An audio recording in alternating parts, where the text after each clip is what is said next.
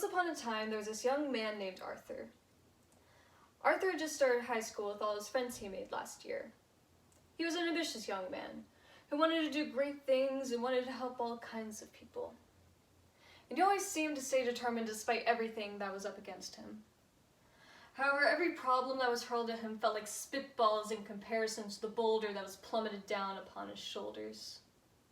Like an unforgiving burden that he had no choice but to bear. A burden in which a story must be told. See, Arthur's mother has developed an alcohol addiction, and despite her best efforts to cover it from her family, it resulted in resentment and betraying the trust in those she loved the most. Let's start at the very beginning. Richard Nixon, 37th President of the United States, declared the war on drugs in 1971. It's been almost 50 years, and over $1 trillion has been poured into this unsuccessful campaign. Despite the tremendous amount of money being wasted, the demand for drugs remains the same. This is a problem. A problem that kills. A problem that grips the life force of the consumer like a rope too tight to leave because we're afraid to see the marks of the rope around our necks and ankles and sleeves. This is a problem we cannot see, a problem that we cannot get enough of, but makes it difficult to breathe. Arthur was sent to the emergency room on June 1st in attempts to take his own life. Pain pills. Caught by his own mother, she rushed him to the hospital, and already seeing a therapist, they agreed to a plan of safety. For the next 6 months, Arthur was forced to sleep in his parents' room until it was assured that he was recovered. And despite being there in that hospital room, sitting there in that chair until her limbs went numb from boredom, you would think that her mother would show an inch of compassion to her son, but that very night, as Arthur slept, she arose from her bed and pulled out that little orange prescription, filled nearly halfway with her anti-seizure meds. And I could only imagine the sickening pride she must have felt when she cracked that lid open. No one would suspect a thing. And after this, there would be no more hiding. Every time I would get drunk, she schemed silently to herself as the pills trickled into the palms of her hands. I could just say that it was because of the medicine. Yes, it's perfect.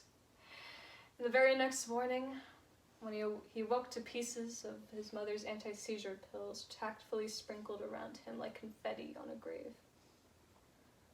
But why? After all this time spent by his side, making sure he was taken care of, what would prompt her to do such a thing?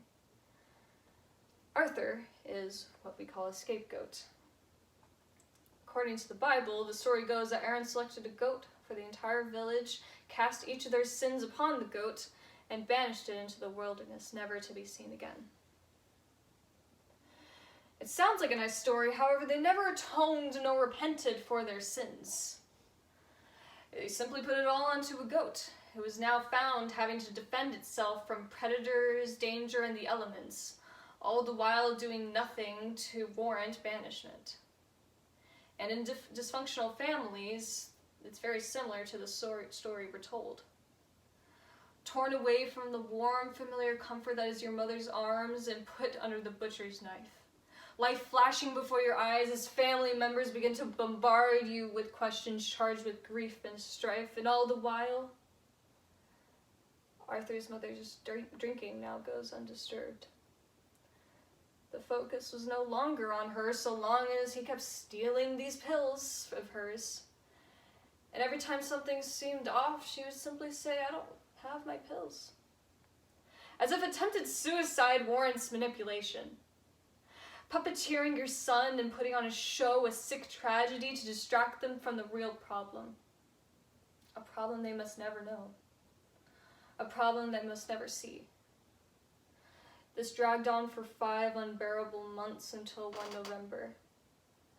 This now shell of a mother sauntered out of her room, car keys loosely dangled from a single finger. Arthur and his mother always picked up his younger sisters from school together, but today something just seemed off. A body once filled with warmth and love for her son was now calloused and hollow.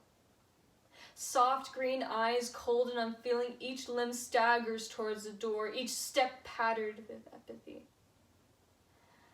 He rushes to her and helps her to the door, one hand turning the knob and the other on her shoulder, guiding her to the vehicle.